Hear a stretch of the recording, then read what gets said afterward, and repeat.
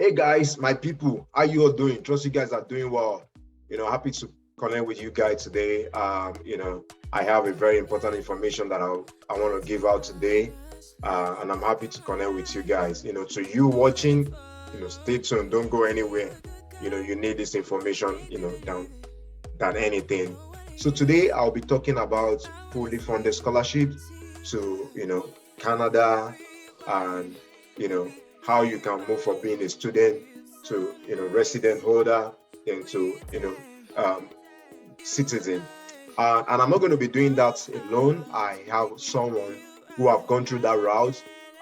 She'll be talking about it. She has passed through that route, and there's no better person to bring to talk about it than someone who has really walked in that shoe, who has gone through that process.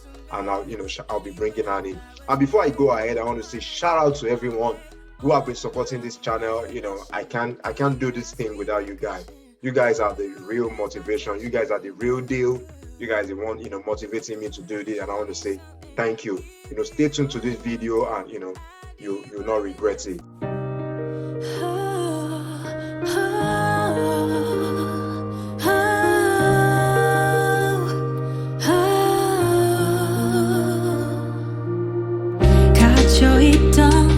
Welcome back, guys. If this is your first time coming across this channel, please subscribe to the channel. Give the video a like. Let me know what you guys think about the video, and support the channel and be part of the family. So, guys, the guest I have today will be joining us now. I'm about to admit her in now.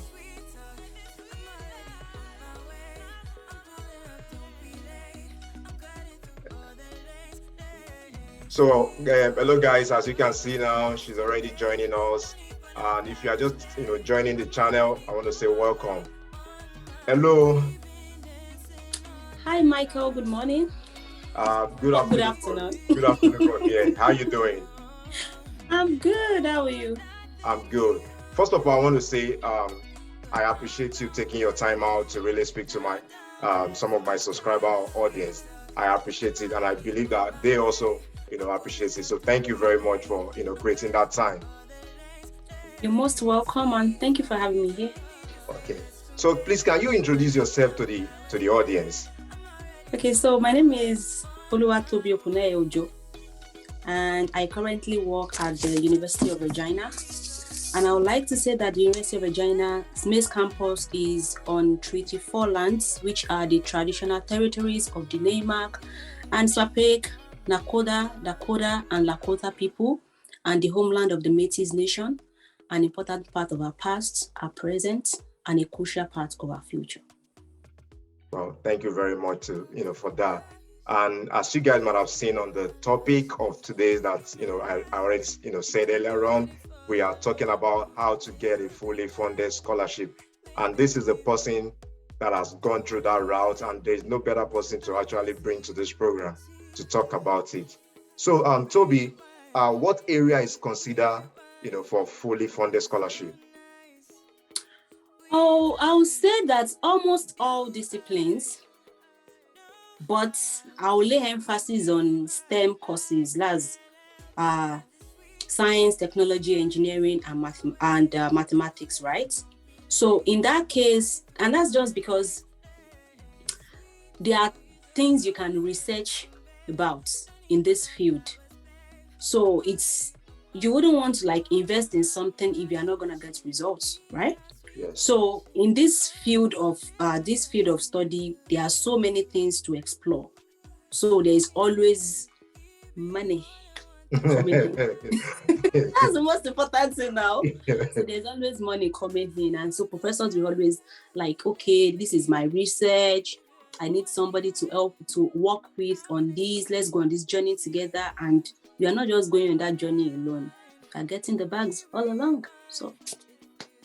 Okay, thank you for that. And for someone like you who have gone through that route, how can one, how's the process like? Is it different from the traditional way of just applying to school, or there are special way on how one can go about it? Actually, it depends.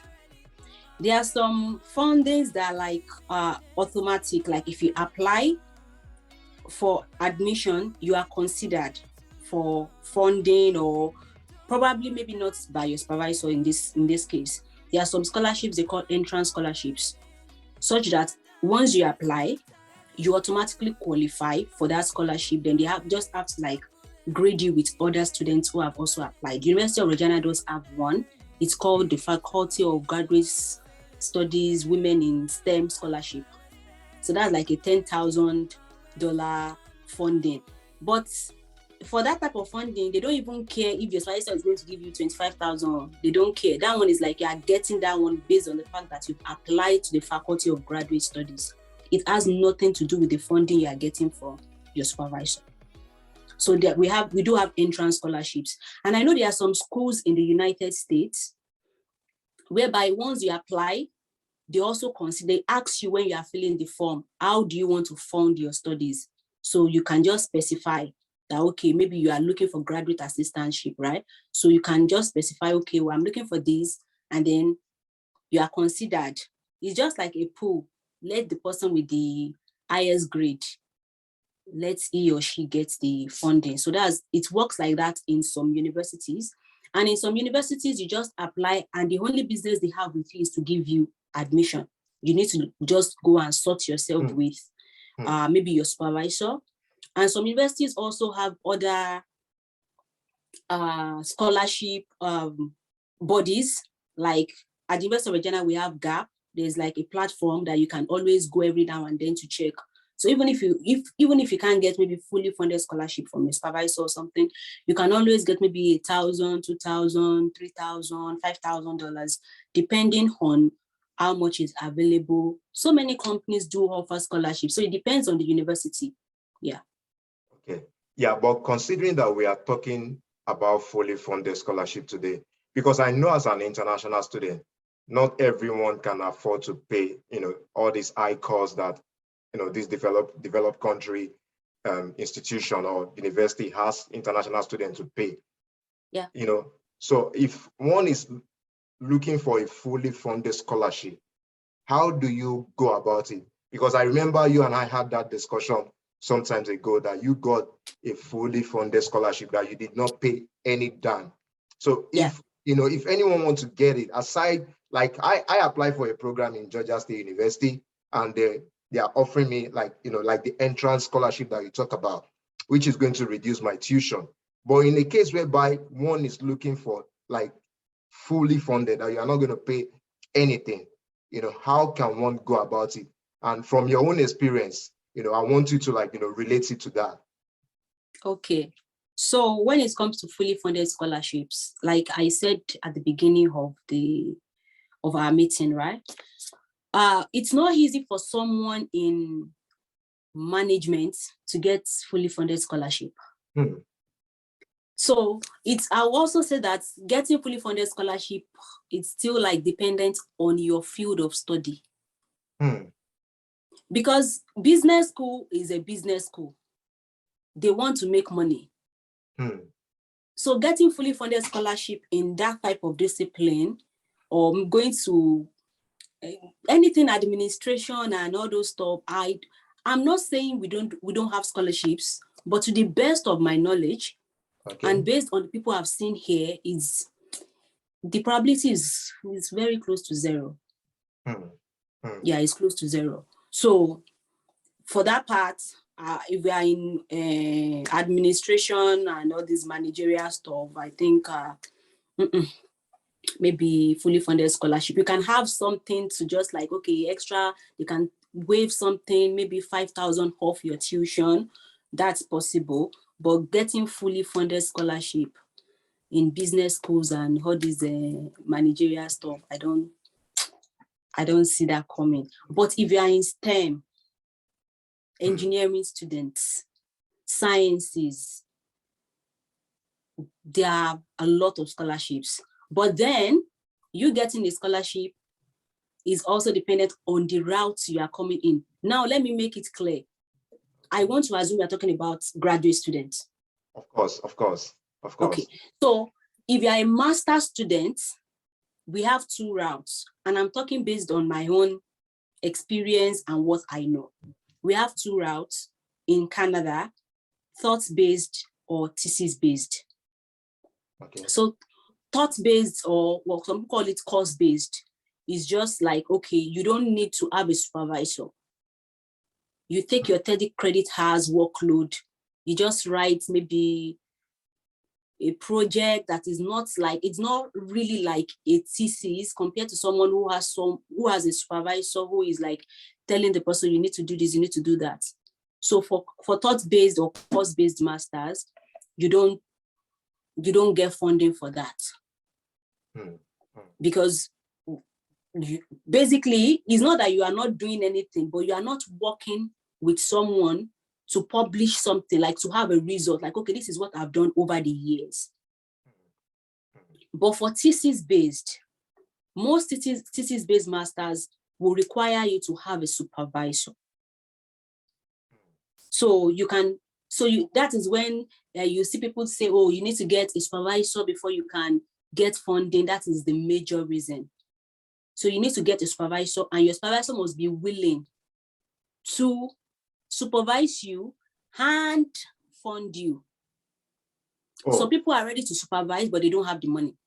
So it's possible that you get a supervisor and they are not ready to fund. Yeah, because he's not using his personal money, he's using his research grant.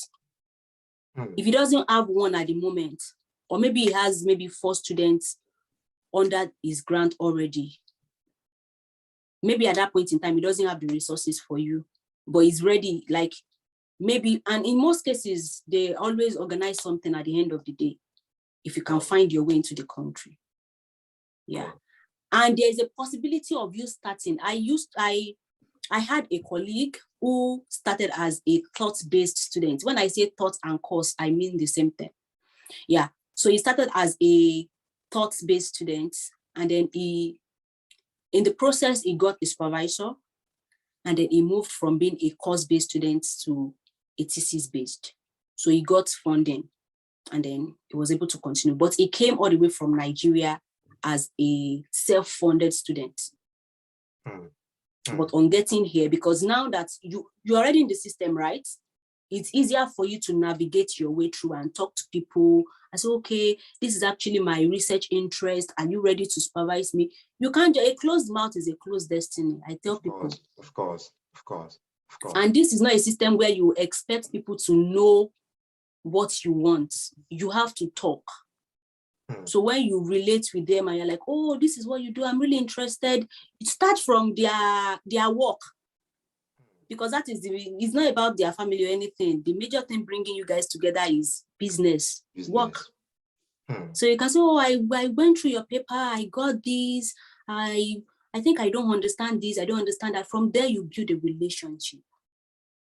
And then you can always keep up with the person. And even some of them will tell you, oh, I don't have grants for you now, maybe I'll be on leave. They do have friends that they can recommend you to, as, okay, you can go to this person. I have a friend in the United States now. That was how he got to the United States. The person he contacted and they met in a meeting, he said he doesn't have grants at the moment and he's not willing, but he has someone he will recommend that he should contact him. And he had already done the work behind the scene for him. Wow. So he just emailed the professor and it was like, oh, I'm ready to work with you. No interview, nothing. And that was how I got to the United States. Wow. But then, because we are talking about Canada, let me just say that there are also other countries that you can get fully funded scholarship without the whole stress of looking for supervisor, looking for this one, looking for that one. An example is University Paris-Saclay in Paris. So for that university, you don't need to look for any supervisor. It's a 1-year master and it's fully funded. You just apply, and if you qualify, you get it.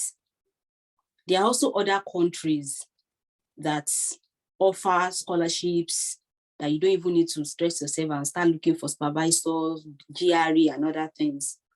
So I would say Canada is good. Canada is almost everybody's dream now. But yeah, if you can go to another country. The purpose is to jackpot. As the Nigerian would say.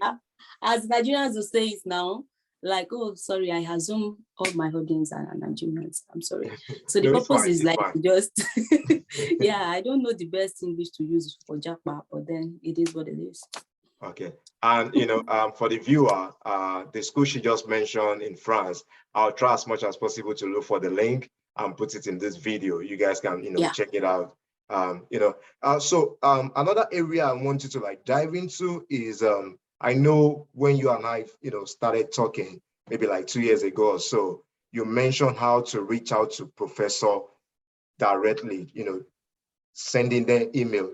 I think if I can remember vividly, you called it code email or so. I don't know if I'm right or so. Yeah. So can you Cold talk email, about yeah. can you talk about that? Yeah, so what we call cold email is just a brief introduction about yourself. These guys are very busy. One of the things I think stood out for most people I know is the subject line. You can't just put hello in your subject line. These people are too busy they won't even take you seriously. So your subject line should be catching. Maybe graduate student assistantship under your supervision, or like just now you are coming to do research, right? This is a graduate program. They expect you to at least be able to express your thoughts in writing. So the subject line for me, sometimes when I'm going through emails, I work at the university, right? When I'm going through emails and I just look for those ones that I know that, okay, this one is serious about what he's talking about. And then later, maybe when I'm free, I can come back to the hello, hi subject line. No, because someone has said SOS, save our soul. I'm going to open that. I want to see what is the content of this email. So one of the tips I'm going to tell you is the subject line, make it clear and be concise. For the body, go straight to the point. Tell him about yourself, your research, what am I supposed to say right now? Like the previous research you've done. If you've not even done any research, maybe your final year thesis, right? You can talk about it. Tell him about your career goals.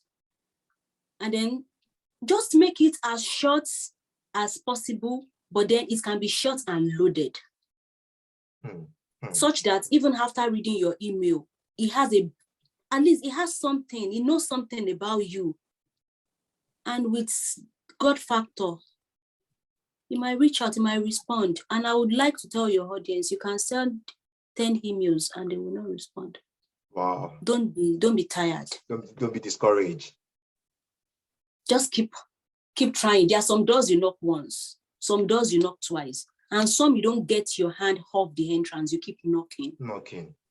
Getting a supervisor is, I think we can liken it to that.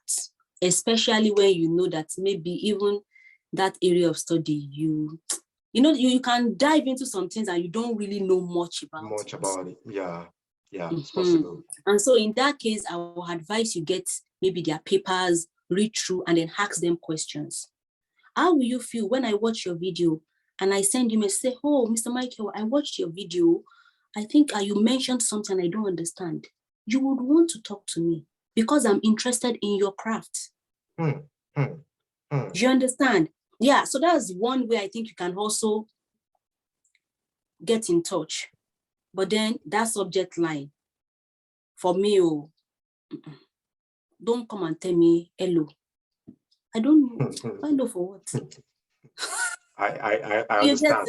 I understand. And yeah. I'm really happy that you mentioned that because the purpose of reaching out to this professor is not just for you to just send them a mail. You want a good result from the mail that you are sending them. So you need to send them the one that will really catch their attention. Thank you for saying that. Another question I want to ask is that how important or how significant is your results, your results in undergraduate, and age? What role do they play to get into funded full scholarship or a graduate school? When you say age, I don't think to the best of my knowledge, age is not a barrier here. Like, you can get up at any point and decide you want to further. You understand? So there are some scholarships that they tell you should be maybe from 21 to 25. When we talk about Commonwealth Scholarship does that a lot, if I'm correct. But then when it comes to like you looking for it by yourself, looking for a supervisor, I don't think any supervisor here will even ask you, how old are you? You get it? But when it comes to grade, there are some schools, you can see I had to like sit up. There are some schools that you won't even get admission if you don't have at least 80%. Wow. What do you mean by 80%? Like, can you be specific in terms of 80%, like GP? Like 4.0 and above. Okay. Because 4.0 in the Niger system is 80%, right? Like 4 over 5 times 100 over 1. Yeah, that's 80%. Yeah. So there are some schools and some programs are really competitive. One of my friends, I think he applied to York University and he had around 83 or 84% and he didn't get admission. Wow. Yeah. So maybe those that applied the year he applied had 95. And you know, here it's not just about packing students in a class. No. Yeah. If they want 15 students, once they reach that 15, that's it. That's it for them. They can put you on wait list if it's undergrad. For grad studies, I don't know if there's anything like wait list. You understand? So grade really matters. Even for this, the scholarship I talked about, the entrance scholarship, is just like the highest bidder wins. So you all have applied as, in this case, it's a woman's word, right? Yeah, in this case, the females. And then they just check, okay, anyone who has maybe from 85% or maybe the highest scorer, the students with the highest CGPA. Yeah. They don't care about, they're not interested in which university are you coming from. They have their own way of equalizing whatever you've brought. So suppose I have 85 and you have 89. You will get it and I won't get it. It's not that I'm not good, but I'm not good enough for that scholarship. Wow. So grade really matters. It does matter a lot. I think it's even the number one when it comes to getting scholarship easily. But it is still possible. I know people who had 2-2, not in Canada. Let me put that close. Not in Canada, in the United States. Okay. The person had 2-2, but then he had to do GRE. Is it GRE or TOEFL? He had to do that and he hazed it. You know, sometimes in undergrad, you're like, what will I even do with this physics? And then you didn't really take it seriously. Then maybe when you got to your final year, you're like, oh, I think I'm loving this thing. So he did very well in his final semester, maybe like his last 2 or 3 semesters, but then the MES 100 and 200 level had already done would affect his final CGPA. So he ended up on the 2-2 CADA. But then he had to get it straight. So he passed so well, and with God's help, he got a fully funded scholarship. So I don't know if Canada considers that, because I even know people with strong 2-1, let me say it in the Niger way, strong 2-1, and are still like fighting for a place to even get admitted in the first place. So grade is, for me, it makes the journey easier when you have good grades. So if you are an undergrad student, or maybe you are close to completing your study, please, and you plan to relocate or to further your career or whatever the case may be, maybe you have to like sit up now. You can see when we wanted to talk about this, I had to like sit up because I know this is business. Yeah, it will make the journey easier for you. And I know that by God's grace, God will make everything easy for all of us. Amen. Thank you. I wanted to say something about, if you are still in school now, try and come out with a good result. But Yeah. I really appreciate you, laying emphasis on that for them to really know how important, it is. Yeah.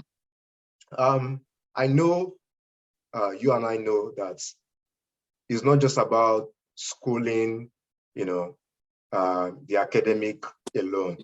How is it in Canada like generally? Because you are not going to be in school all your life. There are times that you are going to graduate and you want to move, start working. How is life over there? And what's your own view? Okay. Based on my own experience, I would say that Canada is one of those countries you can invest your money in, and you are going to get return on investment. Wow. Because, and this is not like, I'm not in any way related to Olufemi Loye or anything. There's a guy called Olufemi Loye on Instagram.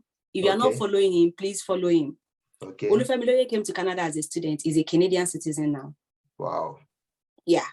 So he worked his way through, completed his program, got his permanent residency, and now Olufemi Loye has his Canadian citizenship as we speak.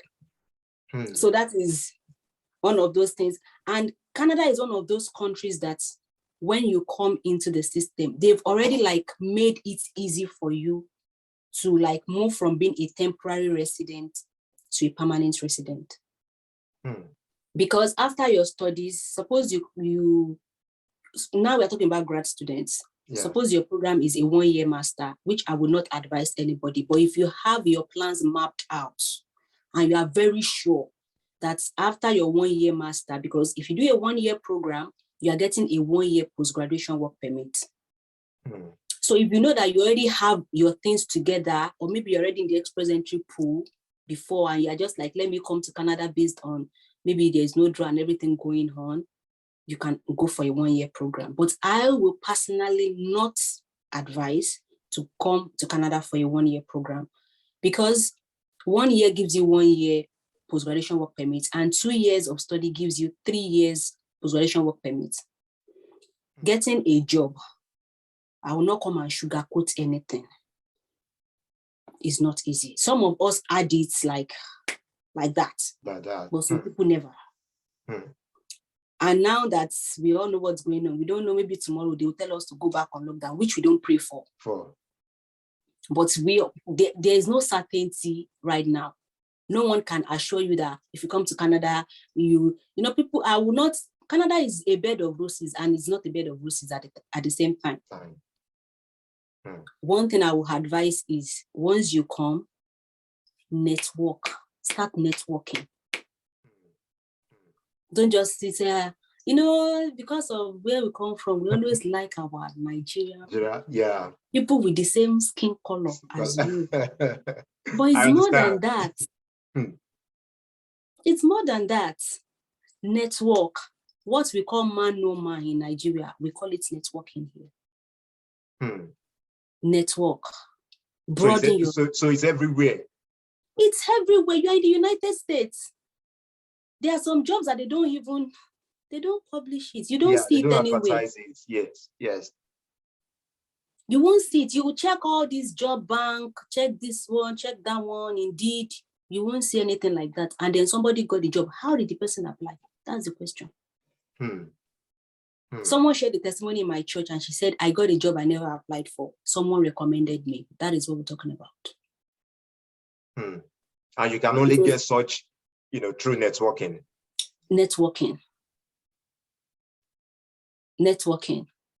So if your plan is to relocate, which I called, I said I don't know the best word to use the last time. I said Japa. Yeah. If your plan is to relocate, I think Canada is one of the countries you can explore, and you can come in as a student. Yeah. So from being a temporary resident. Okay, I was saying something about the post-graduation work permit. Once you work for 1 year, you qualify for what they call the Canadian Experience Class. Canadian Experience Class is like a route you can use to get into, to move from being a temporary resident to a permanent resident. Yeah. So if you get a job immediately you graduate, 1 year after, you can apply for Canadian Experience class. They do their draw, and in 4 months, or now I think it's around 7 months, you get your PR. Wow. But if you're not following Olufemi Loye on Instagram, go and follow him. So you guys here now, she's giving you guys expo on how to go about it. Yeah. Go and follow that guy. We didn't talk about this. We didn't talk about this from onset, but like any information that is going to like, you know, help you guys, irrespective of who the person is, we are ready to give you guys, you know. I remember when I was in Dubai, people actually give me information, you know, and it's all boiled down to that, you know, networking. So you guys, I'll also be putting the name of the person on this link of the video. You know, you guys can search for the person on Instagram and, you know, get all the information that you need. Yeah, at Olufemi Loye. And he also has a Telegram group. I think it's called Jackpa or something. All kinds of name that people just give, you know, but I understand anyway. Yeah, he has a Telegram group, Anyway, you know, thank you very much for all the information. Even though what I wanted us to talk about was actually, you know, the fully funded scholarship, but I like, you know, the area you went about it, you know, from coming to Canada to school, then after school, you know, what life have for you in Canada. Yeah. I really like that. And I want to say thank you very much. Is there anything you want to say, you know, any special advice you want to give people, you know, or the viewers? I think the most important advice I would give the viewers is, regardless of how hard it may seem, it's doable. Yeah, it's doable. I acknowledge that sometimes the road can be very rough and there's the possibility of getting discouraged. Yeah. But then always remember that at the end of the tunnel, there's always light. Of course. So no matter how hard, no matter how tough, you keep sending that email and you're not getting responses, you keep applying to school and you're getting those love letters, the refusal emails, and you're like, oh, what's going on? Don't give up. And always spread your wings. Some people can move from Nigeria to Canada, if Canada is like your dream country. But for somebody like me, I didn't come that way. I went to so many countries before landing in Canada. I know you told me that. Yeah. So you may have to, like, it might not be a straight line for you.